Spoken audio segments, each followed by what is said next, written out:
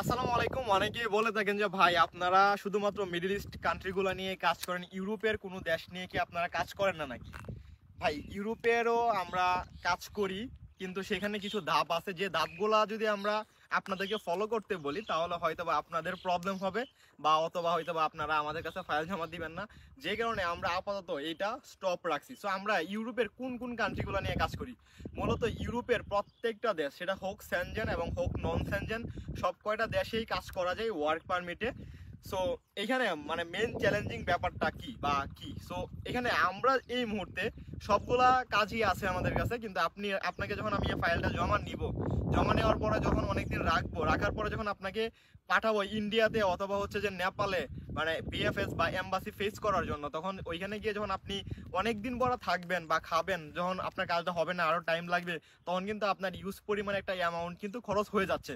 যার কারণে শুধুমাত্র বাংলাদেশে এম্বাসি আছে এরকম কান্ট্রিগুলো নিয়ে আমরা এই মুহূর্তে কাজ করতেছি, কিন্তু এখানে কিছু চ্যালেঞ্জিং ব্যাপার আছে যেই কারণে আমরা সামনের দিকে আগাচ্ছি না। কিন্তু আপনারা যদি ফাইল জমা দিতে চান সেক্ষেত্রে আমরা কাজ করে দিতে পারবো, নো ইস্যু। কিন্তু এখানে যে চ্যালেঞ্জিং ব্যাপারগুলো কোনটা, মূলত আপনারা জানেন যে ইউরোপের সেনজেন হোক বা নন সেনজেন হোক, প্রত্যেকটা কান্ট্রিতে যদি আপনি ফাইল জমা দেন তাহলে কোনো না কোনো একটা অ্যামাউন্ট আপনার খরচ হবে, যে অ্যামাউন্টটা আপনি কখনো যদি ভিসা না হয় তাহলে কিন্তু ব্যাক পাবেন না। সো এইটা নিয়ে আমাদের টিম কাজ করতেছে যে এই টাকাটা, যে টাকাটা আপনি জমা দিবেন বা যে টাকাটা আপনার পকেট থেকে বের করে জমা দিবেন ভিসা হওয়ার জন্য, কিন্তু এই ভিসাটা যদি না হয় তাহলে আমরা আমাদের টিমের মাধ্যমে আপনাকে টাকাটা ব্যাক করে দিতে পারি। সো এই প্রসেসিং এর কারণেই কিন্তু আমরা মূলত এখন এখন পর্যন্ত ইউরোপের কোনো ফাইল নিচ্ছি না। ঠিক আছে, তো এখানে কেমন টাকা খরচ হতে পারে আপনার, টোটাল কেমন টাকা খরচ হতে পারে?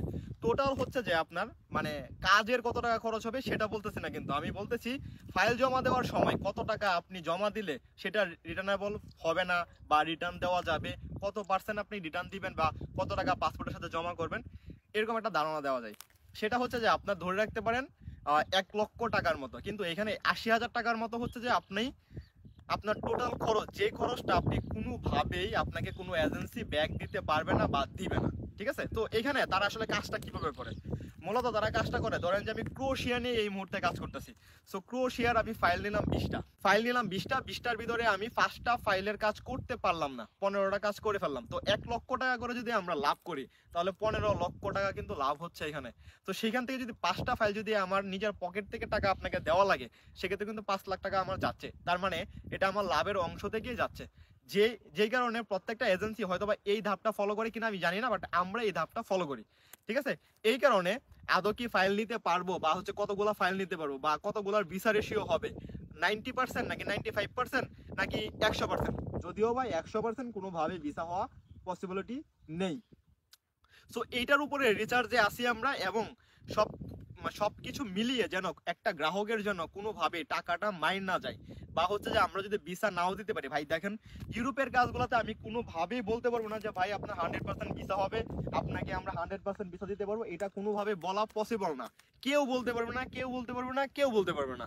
হয়তোবা আপনাকে 90% ভিসা রেশিও দিতে পারবে, বা 95% ভিসা রেশিও দিতে পারবে, এমনকি 99% ভিসা রেশিও দিতে পারবে। এখন অনেকে বলতে পারেন ভাই যদি 99% ভিসা রেশিও দেয় তাহলে তো আমার ভিসা 100%ই হবে, কারণ 99% ভিসা হওয়ার চান্স 1% মাত্র না হওয়ার চান্স, তাহলে তো আমার ভিসাটা তো হবেই। ওই যদি আপনার যদি ভিসা না হয় ওই 1%ই হচ্ছেন আপনি, যে কারণে হচ্ছে দিবে না। সো আমি বলতেছি না যে আপনি আমার কাছে ফাইলটা জমা দেন বা আমি রিটার্ন করে দেবো আপনার টাকাটা, না ভাই, আমি এখন পর্যন্ত রিটার্ন করতেছি না। যার কারণে ক্রোয়েশিয়া বলেন বা আপনার ফ্রান্স বলেন বা ইতালি বলেন বা ফিনল্যান্ড বলেন, কোনো জায়গাতেই আমি কাজ করতেছি না। ঠিক আছে, সো আমি যখন একটা লোকের টাকা ব্যাক করে দিতে পারবো, যেমন আমরা মাঝখানে কিছু কাজ নিয়েছি হচ্ছে আপনার সার্বিয়ার, যেগুলোতে বলেছি ভাই 1,10,000 টাকা খরচ যাবে, আপনি 1 লক্ষ টাকা পর্যন্ত ব্যাক পাবেন, যদি আপনার ভিসা না হয় 10,000 টাকা ব্যাক পাবেন না, আমি একদম ক্লিয়ার করে বলে নিচ্ছি। তো তেমনি করে যদি পরবর্তীতে যদি আমরা ওইরকম ভাবে আপনাদেরকে সাপোর্ট দিতে পারি, বা হচ্ছে যে টাকাটা ব্যাক করে দিতে পারি, সো ওই রকম প্রসেসে না এসে আমরা কখনো আপনার ফাইলটা নিব না। যে কারণে আমরা ইউরোপের কাজগুলো করতেছি না। এখন আপনি যদি চান যে ভাই আমার 1 লক্ষ টাকায় আমি মানে যে 80,000 টাকা কথা বলেছেন, সেই 80,000 টাকায় আমি রিস্ক নিয়ে আপনার কাছে ফাইলটা জমা দিতে চাচ্ছি, সেক্ষেত্রে হচ্ছে যে আমি আপনার ফাইলটা নিব, অন্যথা কিন্তু আমি ফাইল নিব না। সো এখন বলতে পারেন অনেক পাবলিক আছে, সেই পাবলিকগুলো বলবে যে ভাই আপনি যে নিবেন, এমনটা তো হতে পারে যে আপনি কাজ করলেন না, আমার ফাইলটা নিলেন, তারপরে কাজ হইলো না, 80,000 টাকা তো আপনি খেয়ে ফেলছেন বা মেরে ফেলছেন। ভাই দেখেন, মূলত আপনি যখন পাসপোর্টটা জমা দিবেন তখন কিন্তু আমি কিন্তু আপনার প্রসেসিং কাজে কিন্তু দিয়ে দিব আপনার পাসপোর্ট। হ্যাঁ অবশ্যই আমার কাছে রাখবো, কিন্তু আপনার কাজটা কিন্তু আমি শুরু করে দিব। তো যে আমি যে শুরু করে দিব, তো শুরু করে দিতে কিন্তু আমার একটা খরচ আছে। আপনারা সবাই জানেন ইউরোপের ক্ষেত্রে বিএফএস ফি আছে, ডকুমেন্টস আছে, মানে অনেক ঝামেলা আছে। আপনারা সবাই জানেন যে এটা লয়ার ধরে করা লাগে। ইউরোপের কোনো কাজ করতে গেলে ওইটাকে লয়ার ধরা লাগে, লয়ার ফি আছে, পিপিজেড আছে, মানে অনেক ঝামেলা আছে যেগুলোর কারণে এই টাকাটা খরচ যায়, যেটা কোনোভাবে দেওয়া পসিবল না। ঠিক আছে, তো আমি যে আপনার কাজটা করতেছি এটা আমি কি করতেছি নাকি করতেছি না এটা তো আপনি নিজেই দেখতে পারবেন। কারণ অনলাইন অ্যাপ্রুভাল আসলে তো আমি আপনাকে দিয়ে দেবো, অনলাইন অ্যাপ্রুভাল আসলে যে ভিসা চলে আসবে এমনটা কিন্তু না। ঠিক আছে, তো আমরা কেন বাংলাদেশে যেগুলোর এম্বাসি আছে সেগুলো নিয়ে কেন কাজ করব? কারণ ভবিষ্যতে বা ফিউচারে বা হচ্ছে যে আগামী সপ্তাহ থেকে কেন আমরা যেগুলো বাংলাদেশে এম্বাসি আছে সেগুলো নিয়ে কাজ করবো? ধরেন যে আপনার কোনো কারণে ভিসা হয় নাই, তা আপনি যে ভিসা হোক বা না হোক আপনাকে তো এম্বাসি ফেস করা লাগবে। তো এম্বাসি ফেস করতে যদি আপনি ইন্ডিয়াতে যান, ওইখানে থাকেন খান, আপনার কিন্তু এক্সট্রা অনেক টাকা খরচ যাবে। যে কারণে আমরা বাংলাদেশে যে কটার এম্বাসি আছে সেগুলো নিয়ে কাজ করবো। কারণটা হচ্ছে যে আপনার যেন এই টাকাটা অন্তত পক্ষে বেঁচে যায়, ভিসা না হলে যেন আপনার এই টাকাটা খরচ না যায়।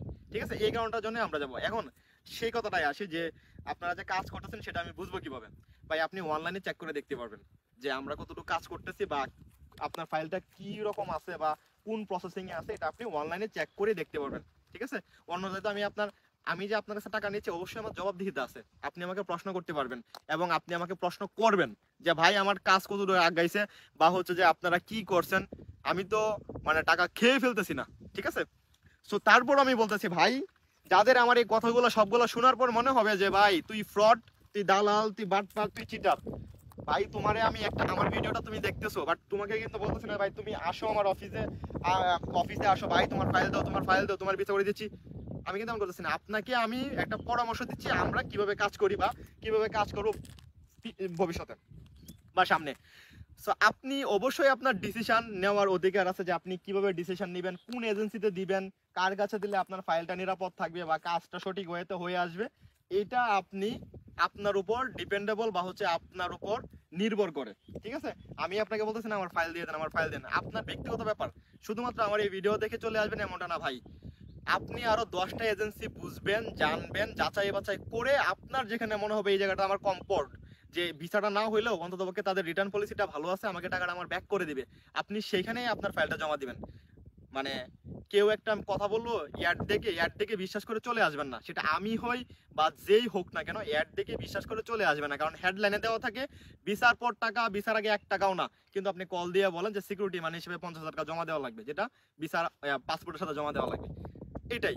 সো আপনি অনলাইনে একটা বিজ্ঞাপন দেখলেন, চলে গেলেন, এটা আসলে না। আপনি একবারে প্রপার ভাবে যাচাই বাছাই করে জেনে শুনে যাবেন, কারণ আপনি আপনার ফাইল দিচ্ছেন মানে আপনার পুরাটা লাইফ তার হাতে তুলে দিচ্ছেন।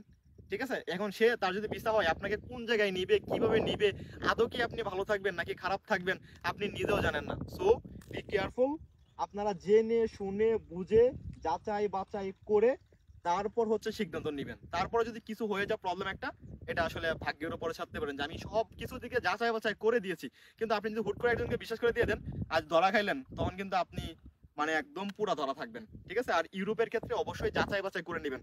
ভিসা হওয়ার চান্স খুবই কম থাকে, খুবই কম থেকে অনেক দেশে বেশি থাকে, কিন্তু অনেক দেশের ভিসা রেশিও বেশি থাকে যে আপনার ভিসা হবে এটা আসলে ভাই বলা যায় না। আরেকটা বিষয় হচ্ছে যে আমি আরেকটা ক্লিয়ার করে নিই, ভিডিওটা লম্বা হচ্ছে। ধরেন যে ইতালিতে এই মুহূর্তে ভিসা রেশিও অনেক বেশি, ক্রোয়েশিয়াতে এই মুহূর্তে ভিসা রেশিও বেশি, সার্বিয়াতে এই মুহূর্তে ভিসা রেশিও বেশি। আপনার একটা ফ্রেন্ড জমা দিয়েছে ফাইল, তার ভিসা হয়ে গেছে, আপনি ওই যে ভিসা হয়ে গেছে এটা দেখে যে আপনি তার সাথে মানে একই দেশে আপনি ফাইল জমা দিয়েন, এই ভুলটা আপনারা কইরেন না। কারণ তার ভিসা হয়েছে বিধায় যে আপনারও ভিসা হয়ে যাবে এমনটা কিন্তু আদৌ না। ঠিক আছে, তো এই ভুলটা বাংলাদেশের মানুষগুলো বেশি করে থাকে, যে আমার একটা একজন ভাই বা দূর সম্পর্কের কোনো এক পরিচিত, তার একটা ভিসা হয়ে গেছে ইতালিতে, তা আমি কি করি, ওর যেহেতু হয়েছে ওই এজেন্সিতে আমি নিজেও যাই জমা দিই, আমারটা হইলো না। সো এই ভুলটা করেন না, আপনারা যাচাই বাছাই করে যে এক জায়গায় ভিসা হচ্ছে আপনারা আগে খোঁজ নেন যে কোন দেশের ভিসা রেশিও বেশি এবং বাংলাদেশকে ভিসা দিচ্ছে বেশি, সেটা জেনে তারপর হচ্ছে আপনি চাইলে অ্যাপ্লাই করতে পারেন। শুধুমাত্র এক দেশের ভিসা যে এটাই হয়েছে এটাতে সবাই যাব এমনটা করেন না। ঠিক আছে, তো এখানে ভিডিওটা শেষ করতেছি, ভুল ত্রুটি হলে নিজ গুণে ক্ষমা করে দেবেন। সবাই ভালো থাকবেন।